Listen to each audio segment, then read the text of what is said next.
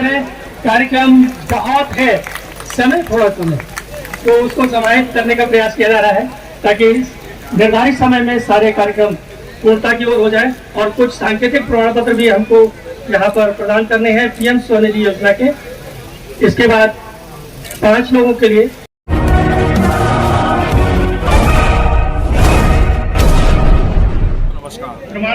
अभी कुछ देर पहले उत्तर प्रदेश के नगर विकास मंत्री पूर्व आईएएस अरविंद कुमार शर्मा ने बरेली आकर सर्किट हाउस में जोरदार भाषण दिया है।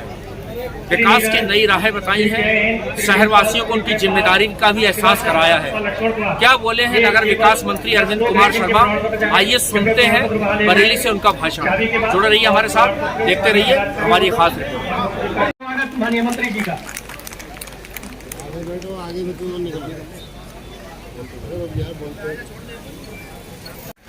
भाइयों बहनों,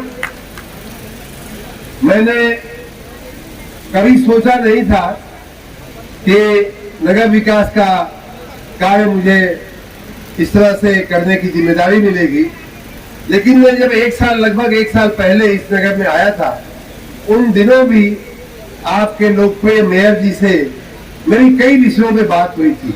नगर विकास के कार्यों की कई बड़ी विस्तार से बात हुई थी, उनके घर भी मैं गया था।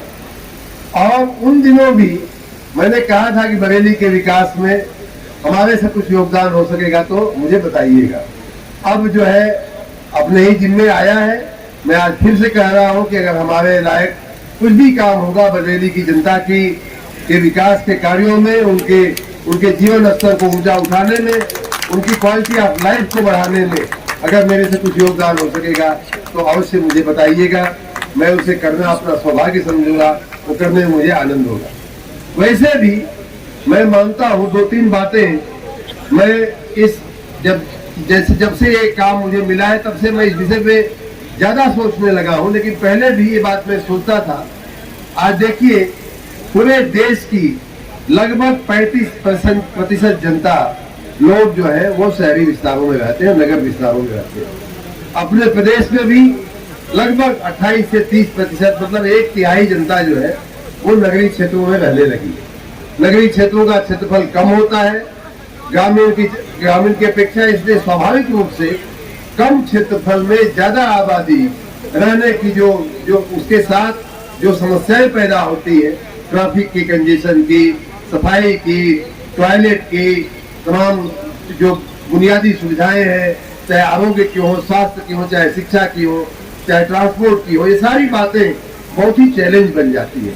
इसलिए नगरीय क्षेत्रों में विकास के कार्य बहुत ही तेजी से करने होंगे और तेजी से हो रहे हैं।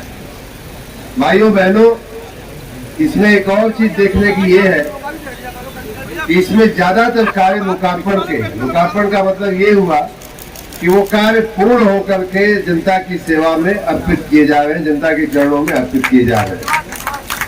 और कुछ कार्य, लगभग 1/3 कार्य ऐसे हैं जिनका शिलान्यास होगा तभी लोकार्पण हो पाएगा, तभी पूर्ण हो पाएगा।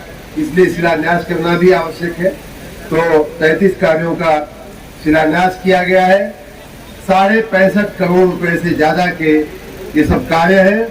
ये ज्यादातर बरेली नगर निगम के हैं। मैं बरेली नगर निगम के महापौर सहित तमाम अधिकारियों, कर्मचारियों, पदाधिकारियों को, पार्षदगण को, उनके जो पदाधिकारीगण है, उन सबको मैं बधाई देता हूं कि इतनी बड़ी श्रृंखला इन कार्यों की है।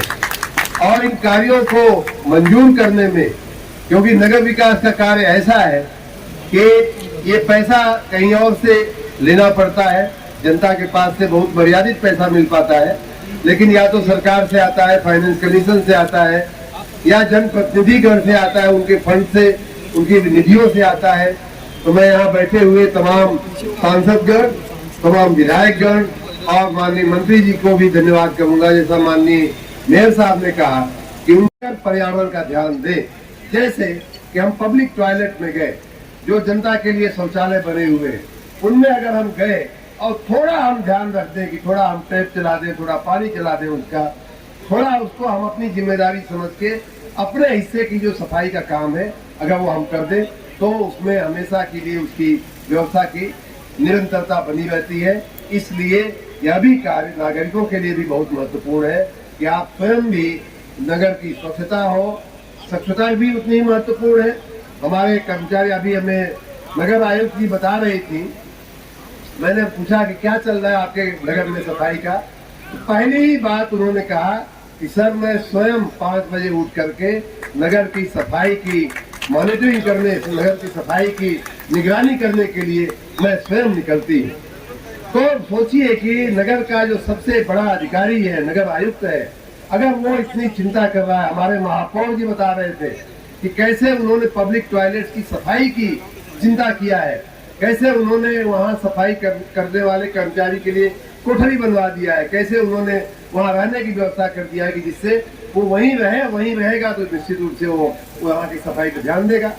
तो इस तरह की जो चिंताएं हो रही हैं, मेरा नागरिकों से भी अनुरोध है और आपके मार्फत में पूरे राज्य की जनता से अनुरोध कर रहा हूँ कि आप भी थोड़ा 1 कदम चलेंगे, हम 5 कदम चलेंगे, तब जा करके अपने नगरों को हम आधुनिक भारत का नगर बना पाएंगे, आधुनिक उत्तर प्रदेश का नगर बना पाएंगे।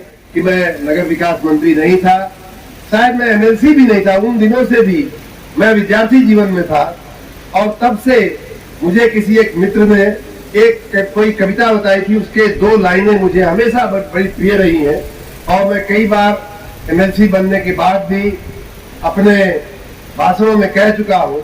वो बात मैं आपको दोहरा करके उस मंत्र को दे करके मैं आपको जाना चाहता हूँ और वो मंत्र ये है, तू जिंदा है तो जिंदगी की जीत पर यकीन कर, तू जिंदा है तो जिंदगी की जीत पर यकीन कर, अगर कहीं है